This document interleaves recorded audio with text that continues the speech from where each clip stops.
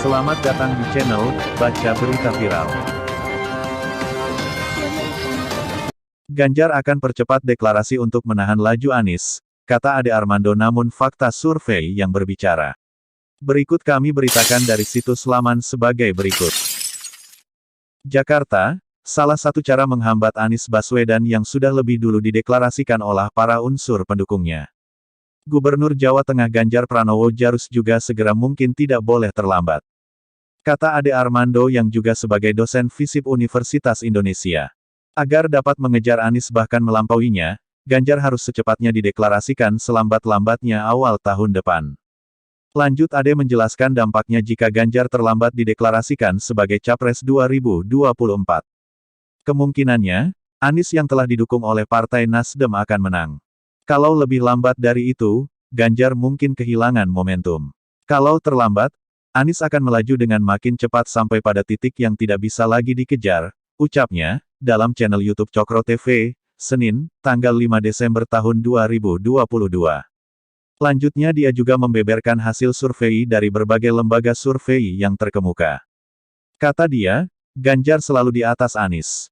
Di posisi kedua, ada persaingan ketat antara Menteri Pertahanan Prabowo Subianto dengan mantan Gubernur DKI Jakarta itu.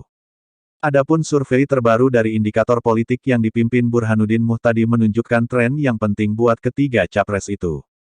Dukungan terhadap Anies meningkat dalam 2 bulan terakhir. Sementara, Ganjar dan Prabowo trennya cenderung menurun. Prabowo yang menurutnya selama 6 bulan terakhir di posisi kedua sekarang sudah drop ke posisi ketiga. Selisih dukungan terhadap Ganjar dan Anies pun makin menipis. Ganjar memperoleh 33,9% suara. Artinya dia masih menempati posisi tertinggi. Namun sekarang dia hanya unggul tipis dari Anies Baswedan yang memperoleh 32,2% suara. Prabowo Subianto di urutan ketiga dengan 23,9% suara, berjarak cukup lebar dengan kedua pesaingnya, jelas Ade. Pegiat medsos Ade melanjutkan selisih suara Ganjar dengan Anies sekarang hanya 1,7%, sangat tipis. Padahal, 2 bulan lalu jarak keduanya melampaui 10%. Hal itu kata Ade terjadi karena dibanding 2 bulan sebelumnya Anies mengalami peningkatan cukup besar sekitar 6%. Di sisi lain, Ganjar sedikit melemah sekitar 2%, sedangkan Prabowo menurun cukup tajam sekitar 5%. Data ini tentu membuat gembira para pendukung Anies dan merupakan peringatan serius bagi kubu Ganjar, tambahnya. Kenaikan dukungan terhadap Anies sebesar 6% adalah peningkatan yang sangat signifikan.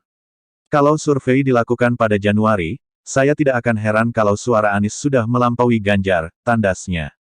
Sementara itu, politisi Partai Golkar Andi Sinulinga menyindir relawan Ganjar yang telah jauh-jauh melakukan deklarasi sebelum Anies.